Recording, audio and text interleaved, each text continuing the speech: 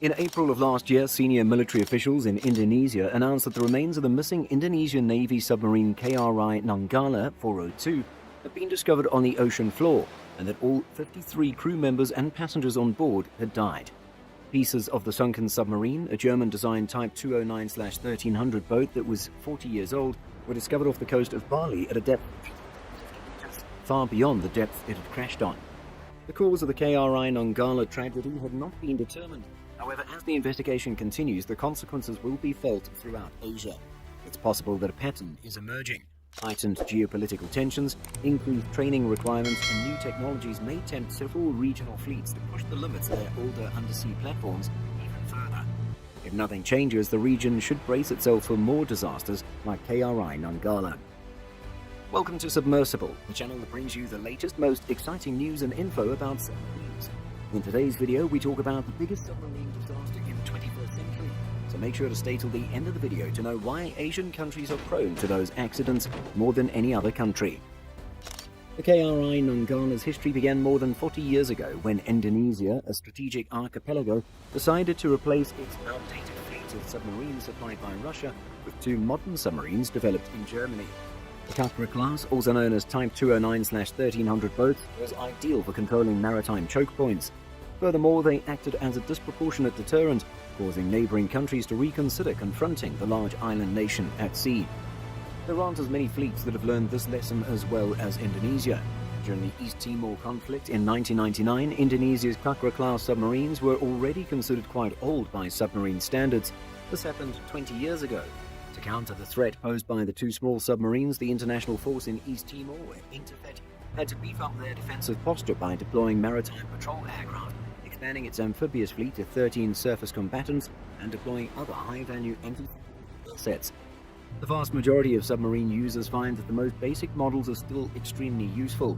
The only stumbling block is that very few submarine exporters are interested in producing relatively simple underwater boats. Many companies that manufacture submarines try to compensate for their own costs by convincing customers to buy the most technologically advanced submarine they can afford. That's all well and good, but potential sub-buyers frequently obtain far more sub than they can handle because they're enamored with the whole thing. In their efforts to operate finicky high-tech marvels that come with a price tag to match their complexity, aspirant tiny fleets are sometimes foiled. As a result, they're unable to obtain a strong and simple set of torpedoes in a can. Smaller navies are forced to keep older submarines in service for far longer periods of time than the majority of larger fleets. In contrast to Japan, which is a top-tier submarine producer that retires its submarines after 20 years of service, Ecuador and Venezuela's 4 Type 209/1300 submarines are still going strong well into their 4th decade of service. That does not have to be an issue. It is acceptable to use aging submarines as long as they're meticulously refurbished and subjected to increasingly stringent operating parameters when necessary. A submarine suffers when the operator of an old submarine is unable to strictly adhere to the procedures for its maintenance and operations. The stresses of increased maritime rivalry do not suit old submarines. Instead, these submarines are best suited for routine deployments and a relatively quiet operational lifespan. To put it another way, the two Kakras have most likely been asked to do far more in their service careers in order to defend the busy Indonesian archipelago than Ecuador and Venezuela's relatively small submarine fleets have ever been asked to do. It should come as no surprise that the two oldest submarines involved in the Pacific's two deadliest submarine disasters were also carrying more personnel than intended. A 2003 disaster aboard China's Navy submarine number 361, an older Ming-class submarine, claimed the lives of all 70 people on board. A ship of the Ming class can accommodate 57 crew members in a typical configuration.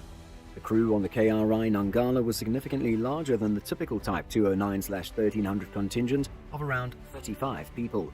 On board, things were already a little crowded. Observers suspect that additional trainees, technicians, or observers were added to the crew prior to any of the disasters. This has the potential to be disastrous. When every second counts, the last thing any submarine worker needs is terrified joyriders getting in the way. However, additional passengers on older submarines are always a possibility.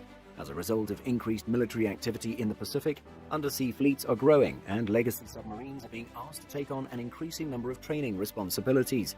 To complicate matters further, many of the Pacific's aspiring submarine forces are developing their own undersea technologies, and older submarines are being asked to test an ever-expanding array of new technologies in order to keep frontline submarines available for duty. If you've made it this far in the video, consider a like and a subscribe, as it helps us greatly. Training and testing can overcrowd already overcrowded older active-duty submarines with visitors who are, at best, unfamiliar with the submarine's contingency plans.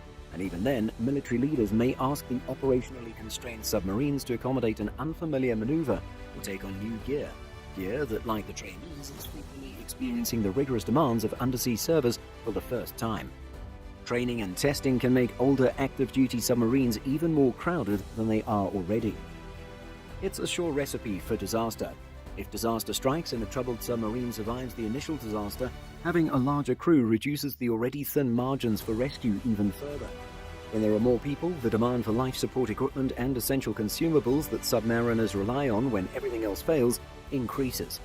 Other submarine operators can help reduce the problem caused by a growing fleet of overtasked and aged submarines. While it may be smaller navies to implement a full subsafe quality assurance program, other submarine operators can contribute in other ways, and when necessary to impose stringent operational limits on older submarines. When a sub that is 40 years old has seen a lot of use and is still allowed to operate, everyone is put at risk. Outdated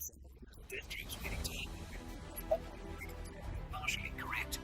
There is room for improvement in training and testing procedures throughout the Pacific region. In the rush to acquire cutting-edge equipment, expanding navies can easily overlook the routine tasks of training and testing personnel. When training opportunities are scarce and there are insufficient simulators, shore-based trainers, or other training facilities, obsolete active submarines are converted into makeshift classrooms. Training on an older submarine is fine, however, cramming a large number of conscripted trainees into a submarine that's already at capacity is a recipe for disaster. Japan is the only country in the Pacific that operates 2 full-fledged training submarines. More limited operators may benefit from a different approach, such as purchasing submarines with enough hotel services and extra space to bring aboard and train 4 or 5 prospective submariners. Furthermore, the submarine market may attempt to prioritize straightforwardness. Underwater warfare is a high-tech endeavor. However, as Indonesia demonstrated in 1999, even the most high-tech adversaries are forced to implement costly and intricate preventative measures when confronted by the most basic submarines. Smaller navies may find it easier to retire their oldest submarines if simpler submarines were available on the market and priced appropriately. This concept may not sit well with advanced submarine exporters and buyers who value prestige, but it may make things easier for smaller navies. There is no right or wrong answer to this question. It's human nature to push the boundaries of modern technical and military operations beyond any and all engineering constraints. As a result, disasters are unavoidable as safety margins are whittled down to nothing. Over time, militaries realize that avoidable disasters is cost to national security. But these are difficult lessons that every nation must learn and frequently relearn for itself. That's it for today's video. Let me know if you think submarine manufacturers have the ability to help prevent these types of accidents, or is it up to the nations using the submarines? I hope you've enjoyed watching the video. I've enjoyed making it. Make sure to comment with any future videos that you're interested in watching. I'll be seeing you all soon, but until then, watch this video to learn about the Russian submarine that's 3 times larger than the largest American one. And as always, subscribe or drown.